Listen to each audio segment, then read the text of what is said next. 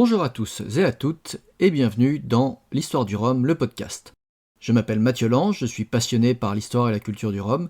Depuis plus de 10 ans maintenant, je contribue à la rubrique Histoire et patrimoine du magazine Rhum Porter et je suis également conseiller dans une très célèbre cave à rhum qui possède un site internet et une boutique à Paris. Pour ce 6e épisode, nous partons à La Réunion où l'industrie du rhum se construit patiemment au XIXe siècle, balançant entre les périodes restrictives et les périodes libérales. Cet épisode s'intitule La mise en rhum de La Réunion. Au XVIIIe siècle, La Réunion, nommée alors île Bourbon, n'est pas une île très intéressée par le sucre. On trouve bien entendu de nombreux champs de canne cultivés par les habitants et les esclaves, mais ils servent à la production de francs-gourins, c'est-à-dire de vin de canne, et d'arac, c'est-à-dire d'eau-de-vie. C'est en 1704 que l'on trouve la trace du premier alambic à La Réunion. Cette même année, un rapport de mission à l'île Bourbon rédigé par le sieur Feuillet laisse penser que l'eau-de-vie de canne, nommée arac de canne, est déjà répandue dans la population et donc qu'il pouvait être produit depuis quelques années. Il écrit « L'arac que l'on fait en l'île Bourbon est très dangereuse à la santé quand on en fait ordinaire d'en boire. Et pour parler juste, elle ne vaut rien du tout. » Mais le développement de l'arac est limité par les importations d'eau-de-vie métropolitaine et la canne à sucre et ses produits n'intéressent finalement pas tellement les autorités coloniales. Concrètement, plusieurs raisons expliquent l'absence de développement du sucre au XVIIIe siècle. D'abord, malgré des tentatives de production, le sucre bourbonnais n'est pas concurrentiel face au sucre antillais. Ensuite, le manque de matériel, notamment de moulins pour fabriquer des sucreries, pèse lourd dans l'équation. Aux Antilles, on constate que le démarrage sucrier s'appuie sur un pouvoir colonial fort et des congrégations religieuses. Il n'y a à Bourbon ni pouvoir fort, ni congrégation religieuse pour organiser la production. L'arac, de son côté, est plus rapidement produite. Pour produire de l'arac, vous avez besoin d'une canne d'environ 6 mois, alors que le sucre demande des cannes plus âgées. Enfin, au début du XVIIIe siècle, la France prend possession de l'île Maurice, baptisée à l'époque Île-de-France, qui reçoit toute l'attention de la métropole en matière de culture de la canne à sucre. Et donc, que ce soit la faible quantité de sucre ou bien le franc-gourin, ces produits restent destinés à la consommation domestique ou au commerce avec l'île Maurice. Et malgré le démarrage d'une proto-industrie sucrière à partir de 1783, il faut attendre les années 1810 pour que l'île Bourbon trouve une nouvelle direction économique. Au début du XIXe siècle, les guerres napoléoniennes perturbent le commerce. Les exportations d'eau-de-vie métropolitaine en direction de l'île Maurice s'effondrent, des mesures de restriction sont prises et on organise la répartition des productions entre les deux îles. L'Île-de-France produira du sucre et de l'arac, Bourbon, des vivres, du café et des épices.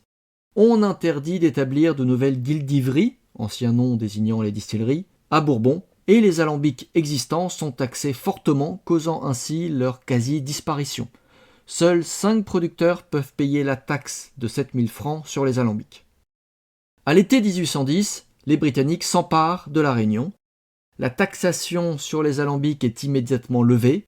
La production d'arac est de nouveau libéralisée. Les nouvelles autorités décident de confier à la ferme générale, organisme chargé de la collecte des impôts, le débit de l'arac. L'historien Jean-François Géraud évalue à au moins 23 le nombre de distilleries à La Réunion en 1813. À la chute de Napoléon, la France perd l'île Maurice au profit des Anglais, mais récupère Bourbon économiquement atone. Le nouveau pouvoir royal, incarné par Louis XVIII, souhaite ardemment relancer la production sucrière dans les colonies. La période est par conséquent propice au démarrage de l'industrie sucrière et guildivière à La Réunion. 1815, c'est l'année de ce démarrage. Le sucrier Charles Panon des Bassins installe sur sa nouvelle propriété du Chaudron un moulin vertical anglais qui a la particularité d'avoir des rôles en fer avec des croisillons, permettant ainsi un meilleur broyage de la canne. De Bassin avait découvert le modèle sucrier de l'Île-de-France qui est identique au modèle antillais en y ayant voyagé plusieurs années auparavant. Par ailleurs, après l'indépendance d'Haïti, quelques planteurs s'exilent à Bourbon, apportant ainsi leur savoir-faire, notamment en matière de sucre. Enfin, en plus de l'exemple haïtien, les colons réunionnais reçoivent en 1817, en provenance des Antilles, des plants de 2 sucreries, une de Guadeloupe et une d'Antigua. L'île Bourbon s'inspire donc de plusieurs modèles sucriers, afin de créer le sien avec ses propres réalités économiques et morphologiques. En plus de ces transferts de savoir-faire, Bourbon introduit en 1815 deux nouvelles variétés de canne à sucre, l'Otaïti et la Batavia, considérées comme plus rentables. En 1817, des bassins, toujours le même, importent de Grande-Bretagne un moulin fonctionnant à la vapeur avec des cylindres non plus verticaux mais horizontaux. Ces derniers sont reconnus comme étant plus performants. Ce sont des ouvriers anglais qui viendront dans un premier temps entretenir les machines à vapeur bourbonnaises. Par la suite, des esclaves seront attachés à l'entretien des machines, voire à la fabrication de certaines pièces. Les colons vont donc créer à Bourbon une main-d'œuvre servile qualifiée. Alors, si le pouvoir colonial encourage la production de sucre, il se méfie de la production d'arac. Il sait que certains peuvent être tentés de produire de l'arac et non du sucre, comme ce fut le cas tout au long du XVIIIe siècle. Il sait également qu'un mauvais alcool peut causer des dégâts sanitaires importants dans la population. Le droit de distillation reste dans un premier temps libre mais soumis à l'impôt. En 1816, le débit de rhum est de nouveau soumis à la ferme, comme au temps de l'occupation anglaise. Puis, en 1818, le pouvoir souhaitant contrôler toute la chaîne de l'industrie rhummière, de la production à la consommation en passant par la circulation, confie à la ferme des Guildives le privilège exclusif de fabriquer et de débiter du rhum. Cela n'empêche pas le commerce de se développer. Auguste Briard témoigne en 1822. Le commerce d'arac est le plus avantageux qu'on puisse faire à Saint-Louis du Gol. Et il ajoute, en dénonçant les effets néfastes, l'ivresse que produit cette eau de vie, quand elle est mal faite, est une espèce de fureur. Son fréquent usage conduit au plus grossier abrutissement. C'est avec de l'arac qu'on excitera le désordre parmi les esclaves et, comme on l'a fait observer, sa mauvaise qualité en rendra les effets plus dangereux. On effectue ainsi un lien direct entre la qualité de l'arac et le désordre. En 1823, le pouvoir doit décider ou non de la prolongation du système de la ferme des Guildives.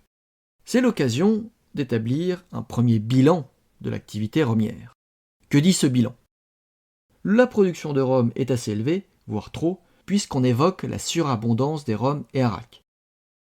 Les rentrées fiscales pour la colonie sont bonnes, les exportations sont trop faibles à cause de la mauvaise qualité du rhum, la fraude est très élevée. Qu'à cela ne tienne, la colonie décide de prendre des mesures. La première, qui s'avérera inefficace, est de réduire la production globale de rhum tout en cherchant à améliorer les méthodes de fabrication. La seconde est de mettre en place un contrôle des prix afin de mieux maîtriser la distribution du rhum. La troisième est d'opérer une distinction légale entre l'arac, issu du vesou, c'est-à-dire du jus de canne fermenté, considéré comme nocive, et le rhum, issu des sirops, afin de lutter contre l'ivresse excessive dans la colonie. Le statisticien Thomas s'étonnera d'ailleurs de la persistance de la mauvaise arac face aux qualités du rhum de sirop. On compte en 1825 32 alambics destinés à la distillation de vesou dans la colonie. Le rhum, lui, issu de la distillation des sirops et mélasses, ne semble pas avoir les mêmes effets désastreux sur la population. Le 7 juin 1826, la production de l'arac est interdite au profit de la production de rhum. Cette distinction, qui ne s'applique qu'à la Réunion, est la première définition légale française du rhum. Le rhum est un produit issu de la mélasse et des gros sirops.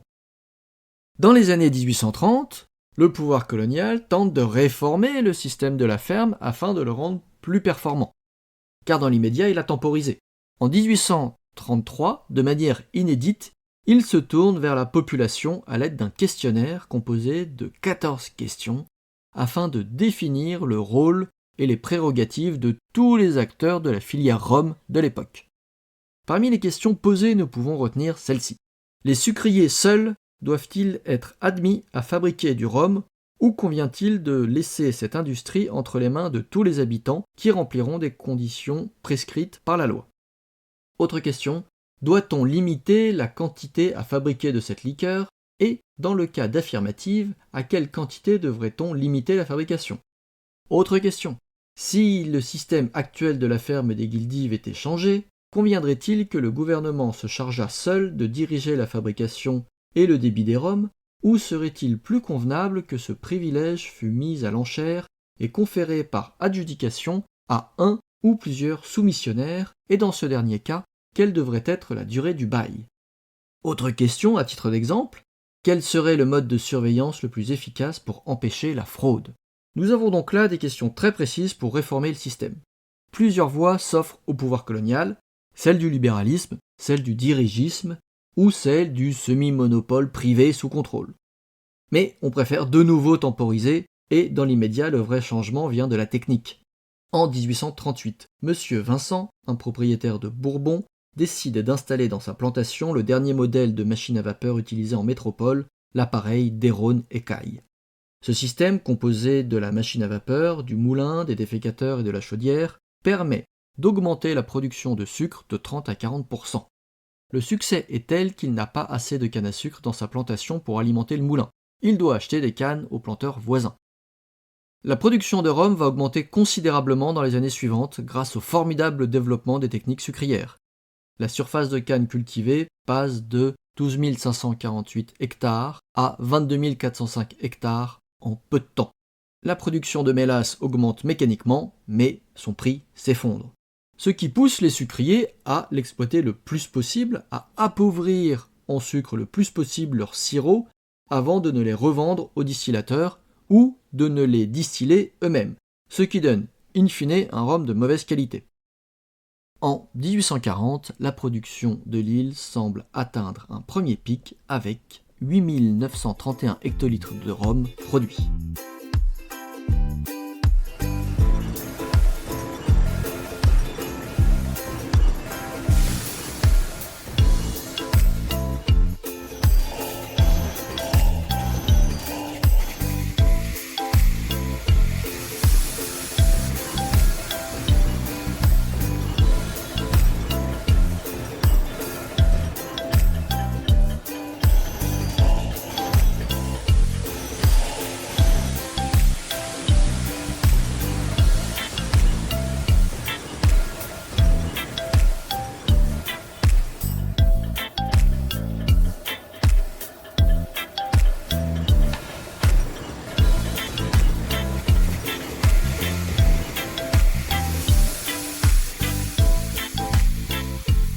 Après cette composition de steampunk, nous revenons à notre froide organisation administrative, à savoir le système de fermage qui est à bout de souffle. En 1843, le pouvoir colonial décide de tout balayer et de créer un nouveau système, ajusté en 1847. Celui-ci limite le nombre d'alambics à 6 dans la colonie et d'une contenance de 80 litres chacun s'ils sont adjugés séparément. Le montant annuel à payer pour posséder un alambic est de 50 000 francs. Cette reprise en main par les autorités de la production de rhum est telle que dans un premier décret, il a été tenté d'imposer un type d'alambic aux planteurs, le système Baglioni non rectifié. D'un point de vue qualitatif, le rhum doit être, je cite, limpide, de bonne qualité et à l'épreuve de 21 degrés de l'aéromètre de quartier, c'est-à-dire autour de 52 degrés. Le décret veut également combiner l'intérêt fiscal d'un côté, 300 000 francs par an auxquels s'additionnent les patentes et les droits de licence pour les débiteurs, et l'intérêt sanitaire, de l'autre côté, via un contrôle sévère de la production et de la distribution. C'est dans ce contexte de contrôle absolu que naît la distillerie Isotier en 1845. La production de rhum se tasse, mais elle suit en réalité celle du sucre. On note également les premiers envois significatifs, tout est relatif, et surtout ponctuels, de rhum vers la métropole. En 1845, 97 hectolitres y sont expédiés. Dans le même temps, le nombre d'esclaves passe de 70 300 en 1830 à 60 300 en 1847. Le décret d'émancipation de l'esclavage d'avril 1848 n'est appliqué que le 20 décembre de la même année. Il n'y a pas d'application anticipée. Le commissaire de la République Sarda Garriga ne souhaite en aucun cas désorganiser les productions coloniales et prépare l'après-esclavage qui va consister à faire signer aux anciens esclaves des contrats de travail les contraignant en réalité à rester dans les plantations. Cela n'empêche pas, par ailleurs, l'effondrement du système rigide de gestion du rhum. En 1850, les 6 alambics sont remis sur le marché des adjudications pour 50 000 francs par an, mais cette année-là, aucun soumissionnaire ne se présente. Aucun alambic n'est attribué. Le système de production de rhum doit changer. En 1852, la production de rhum devient donc libre, moyennant un droit de 1000 francs par alambic et par an, De plus, chaque litre qui sort de la distillerie est taxé à hauteur de 75 centimes. Enfin, aucun rhum ne doit titrer sous les 52,5 degrés. La libéralisation de la fabrication du rhum à La Réunion est synonyme de redémarrage de la production. Celle-ci passe de 10 230 hectolitres en 1852 à 16 170 hectolitres en 1854. De plus, le nombre de licences de débit de rhum délivrées passe de 80 en 1849 à 260 en 1853. En 1854, la France s'engage dans la guerre de Crimée. Afin d'alimenter les soldats, Napoléon III décide d'abolir les droits de douane sur le rhum à l'entrée en métropole. Les Réunionnais s'adaptent à cette nouvelle donne en augmentant les capacités de stockage du rhum dans les entrepôts de douane en vue d'accroître les exportations. Mais avant de prétendre conquérir le marché métropolitain, La Réunion a un retard qualitatif à rattraper sur ses concurrents. À l'exposition universelle de 1855 à Paris, les rhums martiniquais et guadeloupéens se partagent les médailles d'or et d'argent. Les rhums réunionnais ne récoltent principalement que des mentions honorables, au mieux des médailles de bronze. Le sucre réunionnais, quant à lui, obtient de meilleures récompenses. Au cours de la dernière année pleine de la guerre de Crimée en 1857, La Réunion produit environ 28 077 hectolitres de rhum et en exporte 3 200. Puis les exportations chutent les années suivantes, mais pas la production. La consommation locale absorbe de grandes quantités de rhum, le nombre de débits de boissons augmente de 1258 en 1857 à 1574 l'année suivante. Je répète ce chiffre, il y a à La Réunion en 1858 1574 débits de boissons pour une population d'environ 140 000 150 000 habitants. Le risque sanitaire est donc très grand dans l'île. Élie Pajot constate en 1860 une hausse de la mortalité dans l'île. On abreuve d'alcool les travailleurs et les nouveaux arrivants en provenance d'Inde notamment. Leurs salaires sont parfois versés en rhum et non en argent. On compte alors 22 distilleries officielles pour 123 sucreries et les alambics clandestins pullulent dans l'île. Alors, nous l'avons dit, la qualité du rhum n'est pas assez élevée pour qu'il soit exporté massivement en France. Les producteurs de rhum réunionnais n'utilisent que des sirops totalement épuisés. Par ailleurs, le prix des fûts et le coût du transport vers la métropole sont trop élevés. Un navire met 90 jours pour atteindre de La Réunion les côtes métropolitaines. Ensuite, à cette époque, l'île ne possède pas encore de grands ports et donc pas non plus des infrastructures afférentes telles que de grands entrepôts, permettant un commerce de masse. Les navires doivent donc faire le tour de l'île pour recueillir à différents points les marchandises avant de partir pour la métropole. Et pour ne rien arranger, suite à des cyclones, des maladies et des pénuries de main-d'œuvre, la production de sucre s'effondre en 1870. Celle du rhum suit, en passant de 38 195 hectolitres en 1863, soit quasiment la quantité produite à la Martinique cette même année, à 11 040 hectolitres en 1870. La production de rhum est quasiment divisée par 4. D'un point de vue des repères chronologiques, c'est dans ce contexte très compliqué que naît la sucrerie-distillerie Savannah vers Saint-Paul. Cette période catastrophique pour la colonie s'étale en réalité sur quasiment 20 ans, avec des résultats agricoles très variables selon les années. Néanmoins, il ne se passe pas rien. À cette époque, on note une considérable amélioration dans le domaine des transports avec l'ouverture du canal de Suez qui raccourcit le temps de trajet entre l'Europe et la Réunion. Par ailleurs, les décisions concernant la construction d'un port ainsi que d'une voie de chemin de fer faisant le tour de l'île sont prises. En 1880, la production de rhum à La Réunion retrouve un niveau correct. On note à ce moment-là l'arrivée de la première colonne Saval à La Réunion, installée à Sainte-Marie, dans l'usine de la rivière des Pluies. Les constructions du chemin de fer et du port sont achevées respectivement en 1882 et 1886. L'île est désormais équipée pour devenir une place commerciale importante et augmenter ainsi ses exportations. 1886, c'est également la création de la distillerie Rivière du Mât, aujourd'hui située sur la commune de Saint-Benoît. D'un point de vue géopolitique, c'est très important, la France établit son protectorat suite à une expédition militaire sur Madagascar. Cette colonisation qui s'achève en 1895-1896 est l'occasion pour les planteurs de la Réunion de faire venir de la main-d'œuvre à faible coût. En 1886, les 35 distilleries de l'île produisent 25 000 hectolitres de rhum. La quasi-totalité des 5 500 hectolitres exportés par la Réunion est exportée en réalité à Madagascar.